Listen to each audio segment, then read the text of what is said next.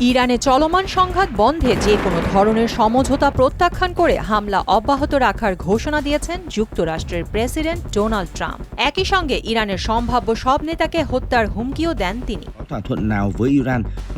শনিবার air force one বিমানে সাংবাদিকদের সঙ্গে কথা বলার সময় ট্রাম্প বলেন, যুদ্ধ তখনই শেষ হতে পারে যখন তেহরানের আর কার্যকর কোনো সেনাবাহিনী থাকবে না অথবা ক্ষমতায় কোনো নেতৃত্ব অবশিষ্ট থাকবে না।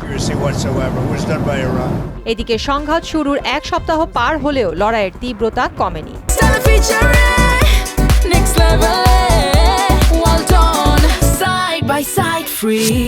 জাতিসংঘের শরণার্থী সংস্থা জানিয়েছে, হামলার কারণে অনেক মানুষ নিজেদের ঘরবাড়ি ছেড়ে পালাতে বাধ্য হচ্ছে। ইরানের পররাষ্ট্রমন্ত্রী আব্বাস আরাকচি অভিযোগ করেছেন, যুক্তরাষ্ট্র হরমুজ প্রণালীর কেশম দ্বীপে একটি পানি শোধনাগারে হামলা চালিয়েছে। এই হামলার ফলে অন্তত 30টি গ্রামের পানির সরবরাহ ব্যাহত হয়েছে। তিনি সতর্ক করে বলেন, এই হামলার গুরুতর পরিণতি ভোগ করতে হবে যুক্তরাষ্ট্রকে। দেশটির শীর্ষ কর্মকর্তা আলী লারিজানি বলেছেন, তার দাবি যুক্তরাষ্ট্র তাদের লক্ষ্য কখনোই অর্জন করতে পারবে না। তবে এসব অভিযোগ সম্পর্কে কিছু জানেন না বলে দাবি করেছেন ডোনাল্ড ট্রাম্প। মিয়ামিতে সাংবাদিকদের প্রশ্নের জবাবে তিনি বলেন, এ বিষয়ে তিনি কিছুই জানেন না।